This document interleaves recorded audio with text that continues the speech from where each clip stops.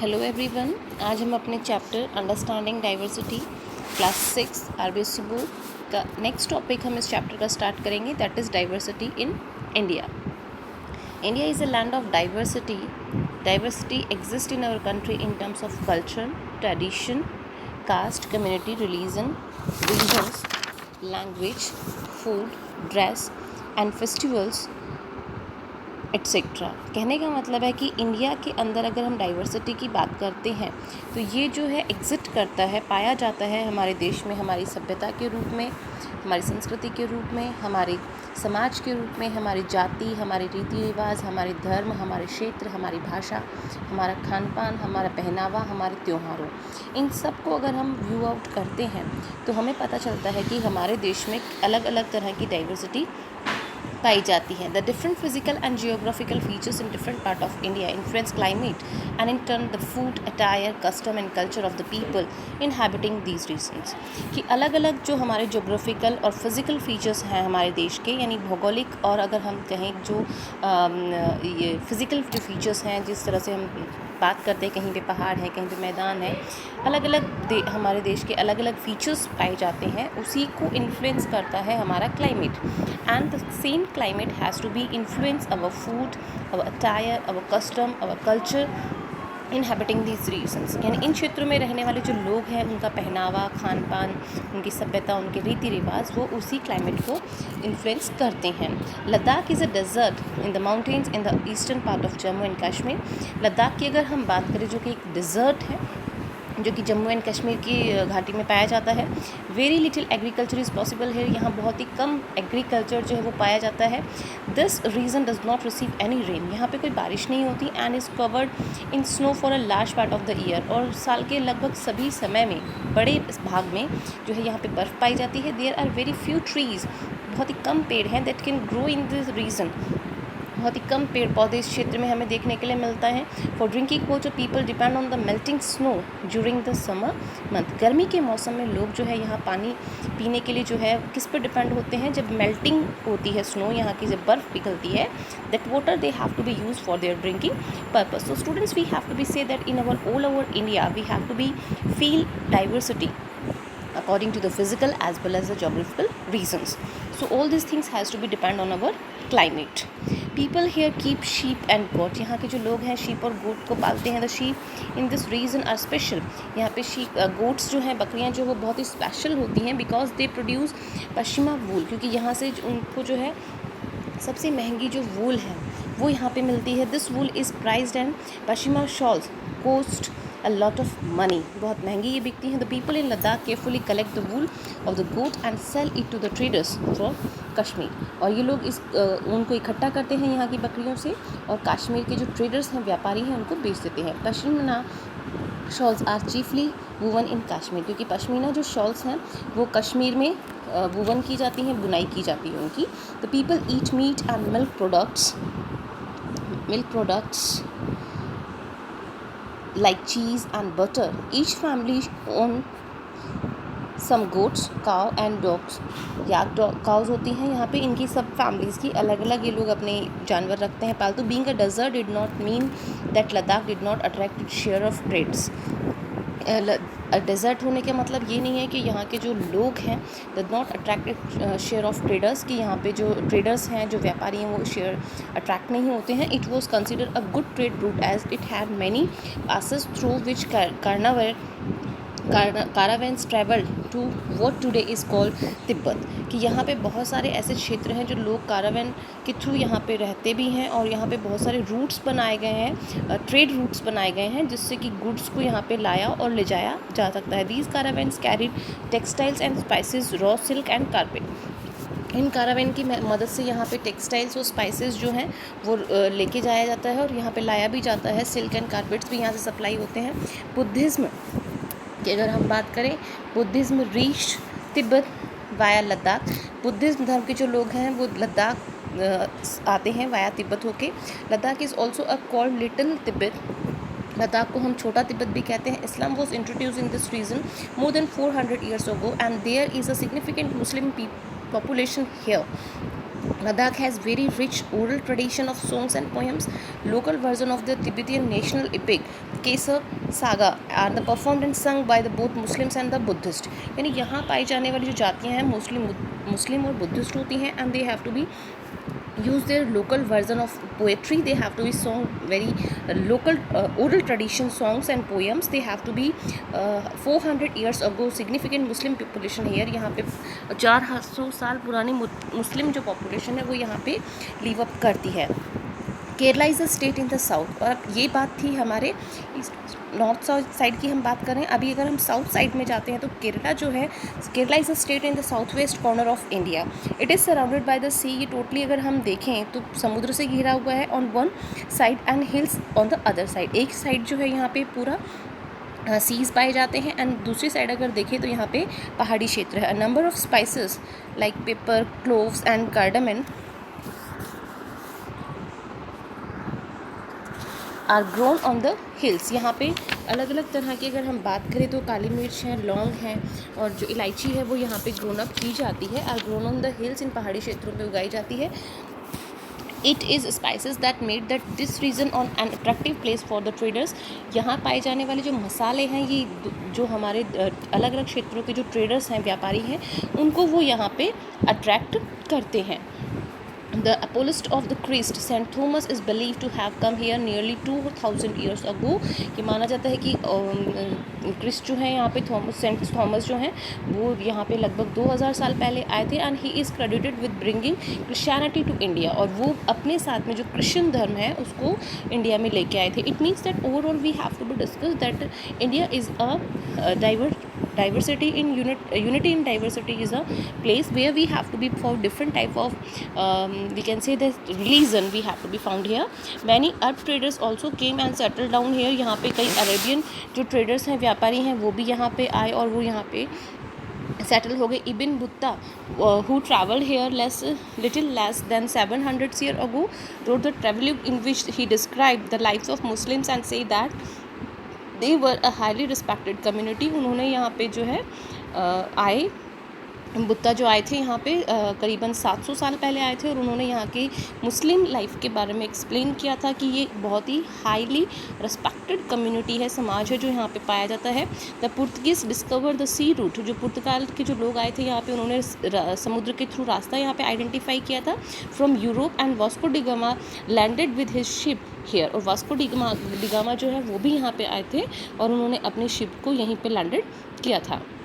Because of all these various historical influence. और ये जितने भी हमें ऐतिहासिक जो चिन्ह मिलते हैं, इन्फ्लुएंस मिलते हैं, जो प्रभाव हमें मिलता है, people in Kerala practice as different religion as such as Judaism, Islam, Christianity, Hinduism and Buddhism. और इसी वजह से केरल जो क्षेत्र है वहाँ पे अलग अलग हमें जो धर्म हैं वो देखने के लिए मिलते हैं। The fishing nets used here looked exactly like the Chinese fishing nets and are called China वाला। और यहाँ पे जो फिशिंग नेट यूज़ किया जाता है here looking exactly like the Chinese fishing net, Chinese fishing net की तरह ही हम कह सकते हैं, जिसे चीना वाला कहा जाता है। Even the utensils used for frying is. और यहाँ पे जो यूटेंसिल जो बर्तन इस्तेमाल किए जाते हैं वो फ़िश को फ्राई करने के लिए इज़ कॉल्ड द चीना चट्टी, तो कहा जाता है। And it is believe that the word चीन could have been from China. ये माना जाता है कि चाइना से आया है। The fertile land and the climate are suited to growing rice and majority of people here eat rice, fish and vegetables. और यहाँ पे क्या है कि राइस की जो एग्रीकल्चर है, या हम कहें कि जो यहाँ की ज़मीन जो है वो बहुत ही फर्टाइल है, उपजाऊ है, और यहाँ का जो क्लाइमेट है वो भी यहाँ पे राइस की जो एग्रीकल्चर होती है वो यहाँ पे क्रॉप जो है वो बहुत ज़्यादा होती है। इस वजह से यहाँ के जो मेजॉरिटी ऑफ पीपल्स हैं they have to be eat rice, fish and vegetables. So we can say that कि हमारा जो साउथर्न पोर्शन एरिया है वहाँ पे जो राइस का यूज़ किया जाता है, फिश का यूज़ किया जाता है as a eatables, that they have to be, वो ऑल्सो जो है डिपेंड करता है वहाँ के क्लाइमेट पे। Means of transportation and communication की हम बात करें,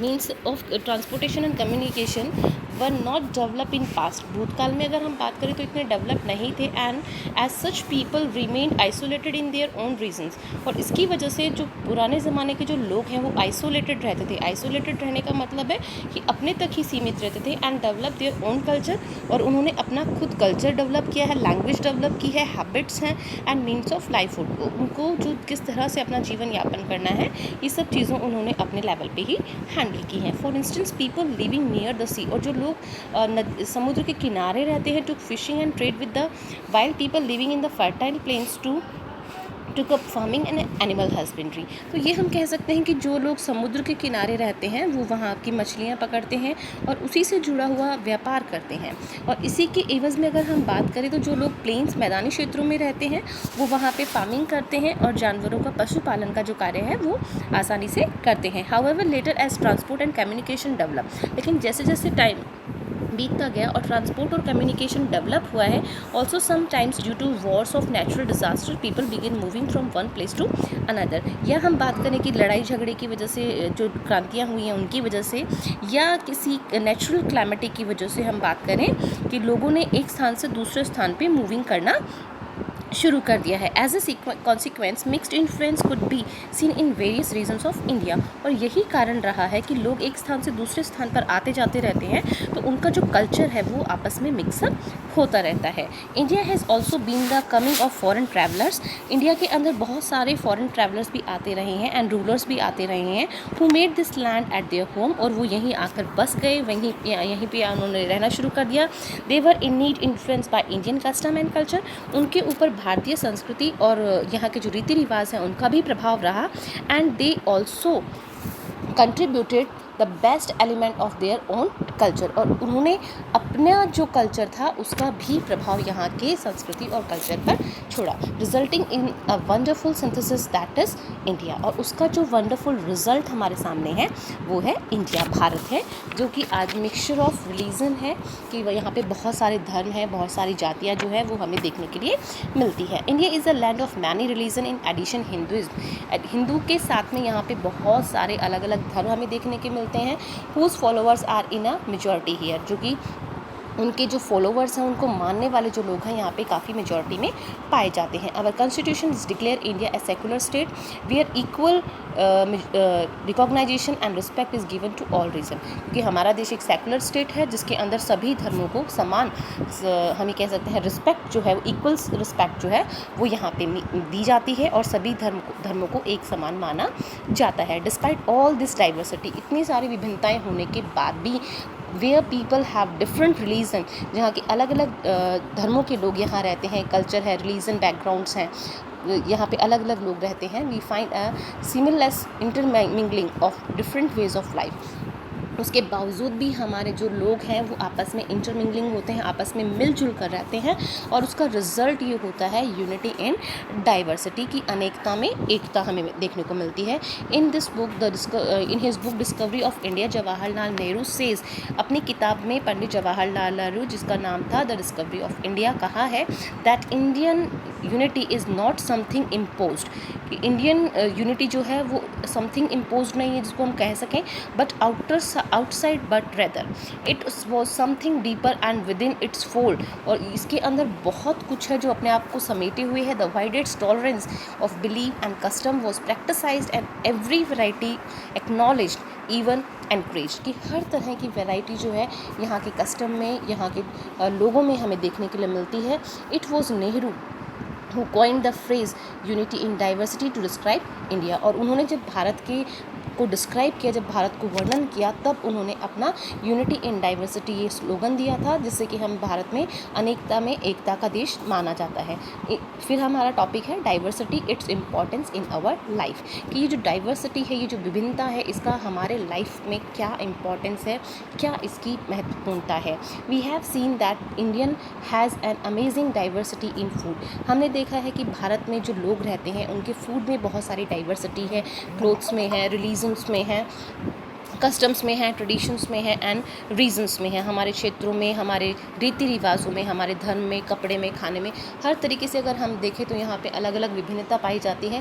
these diverse aspect show the mix of several influence that were absorbed over the centuries. और ये आज का मिक्सअप नहीं है. अगर हम बात करें, these are the several influence of the कि बहुत सालों पहले यहाँ पे जो अलग अलग धर्मों के लोग आए, अलग अलग देशों के जो लोग आए, उनका ये मिक्सअप है over the centuries and now from a significant part of our unique heritage. और उसकी वजह से जो है हमारा देश एक यूनिक हेरिटेज के अंदर कन्वर्ट हुआ है.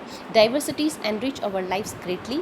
ये विभिन्नता हमारी लाइफ्स को जो है और भी एनरिच कर देती है, बढ़ा देती है. And it is an integral part of our life. और इसी के साथ ही हमारे जीवन का एक अभिन्न भाग बन जाता है. इट टीच अस, ये हमें सिखाती है कॉपरेट करना, को एक्सिस्टेंस एंड हार्मनीज लिविंग, घुल मिल कर रहना, लोगों को सहयोग करना. Adding to the richness and colourful pattern of the social fabric. इससे क्या है कि हम लोग दूसरे धर्मों के जो त्यौहार होते हैं उनको भी मनाते हैं, उनके फूड को भी टेस्ट करते हैं. That has to be colourful our pattern in our social fabric. यानी हमारा जो समाज है उसको एक कलरफुल पैटर्न ये देता है. Diversity teach us tolerance and respect for people. Diversity जो है वो हमें ये सिखाती है कि हमें किस तरह से टॉलरेंस करना है, रिस्पेक्ट करना है दूसरे पीपल्स को, who may have different religion believes, जो दूसरे धर्मों के हैं उनके साथ में भी, सोशल कस्टम्स एट्सेट्रा, चाहे वो किसी जाति के हो, किसी धर्म के हो, किसी भी समाज के हो, लेकिन हमें उनको रिस्पेक्ट करना है. We all have unique identity. हम सब की एक अलग आइडेंटिटी है एज इंडियंस. यानी कि हम सब के सब, चाहे हम किसी भी धर्म से हों, किसी भी जाति से हों, किसी भी रंग भेद खाने को यूज़ करते हों, बट हम सभी क्या है, इंडियंस हैं. In spite of our strong cultural, religion and religious differences, यानी किसी भी तरह के भेदभाव हमारे अंदर हों, लेकिन हम सभी के सभी लोग जो हैं वो भारतीय कहलाते हैं. Diversity gives us a strong sense of oneness. यानी डाइवर्सिटी जो है ये हमें एक वननेस होने का जो सेंस है वो देती है. Which came to for against the British rule during our glorious freedom movement. जो जिस चीज़ को हमने शो किया है, जो ब्रिटिशर्स के अगेंस्ट जो हमने मूवमेंट्स किए थे, जो आंदोलन किए थे, उनके थ्रू हम लोगों ने इस चीज़ को शो ऑफ किया है कि हम सभी इंडियंस एक हैं.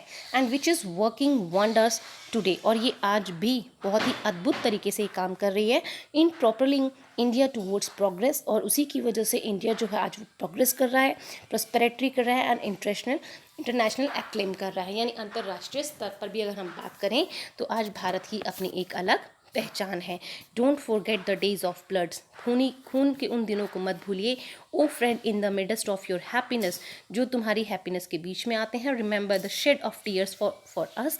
हमारे लिए कुछ टीयर्स का शेड रखिए. The hundreds has thrown away every single flower.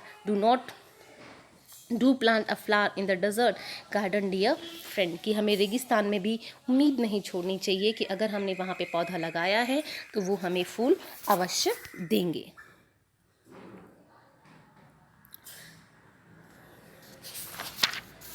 Having fallen to the bullets, we slept इन जलियांवाला बाग. यानी जलियांवाला बाग में जो बुलेट्स चली थी उनको मत भूलिए, वो हम पे चली थी. Do light a lamp on this lonely grave, oh friend. उस अकेली कब्र के ऊपर एक लैम्प जलाइए, एक दिया जलाइए. O friends, the blood of Hindus, जहाँ पे हिंदुओं का खून है, मुस्लिम का खून है, फ्लोज टुगेदर टुडे, जहाँ पे वो खून एक साथ बहा था. डू सोक योर रोब in this river of blood, dear friends. Some rot in the jails while others lie in their graves. जहाँ कुछ लोग जेल में चले गए थे और कुछ लोग कब्र में चले गए थे. Do shed a few tears for them, oh friends. कि उनको हमें याद करना चाहिए, हमारे उन लोगों को हमें याद करना चाहिए. This song was sung after the Jallianwala Bagh massacre in Amritsar. ये जलियांवाला बाग में जो हत्याकांड हुआ था उस समय ये गाना लिखा गया था. इन विच a British general opened fire on a large group of unnamed peaceful people, killing many and wandering even more. वहाँ पे जो एक ब्रिटिश जनरल था उसने ओपन फायर, यानी कि बिना सोचे समझे सब लोगों पे फायर कर दीजिए. ऐसे लोगों पे फायर किया जो अननेम थे, जिनका ना अनआर्म थे, यानी जिनके पास में कोई हथियार नहीं थे, पीसफुल लोग थे, और उनको मारा गया, उनको घाव दिया गया. मैन एंड वुमेन, औरतें थी, आदमी थे, हिंदू, सिख, मुस्लिम, rich and poor had gather to protest against the Britishers, क्योंकि उस जलियांवाला बाग में उस समय वहाँ पे जो लोग थे वो हिंदू भी थे, सिख भी थे, मुस्लिम भी थे, गरीब भी थे, अमीर भी थे, महिलाएं भी थी, पुरुष भी थे, जो कि प्रोटेस्ट कर रहे थे, आंदोलन कर रहे थे आगे ब्रिटिश लोगों के against. This song was composed and sung to honor the memory of those brave people। ये गाना उन लोगों के लिए कंपोज किया गया था और उनके ऑनर में, उनके सम्मान में, उनकी याद में इसको गाया जाता है, जो कि वो लोग बहुत ही बहादुर थे। सो स्टूडेंट्स, यहाँ पे आपका ये चैप्टर ख़त्म होता है। हमारे नेक्स्ट वीडियो में हम इसके क्वेश्चन आंसर्स करेंगे। Till you have to be understand. Thank you for watching my video.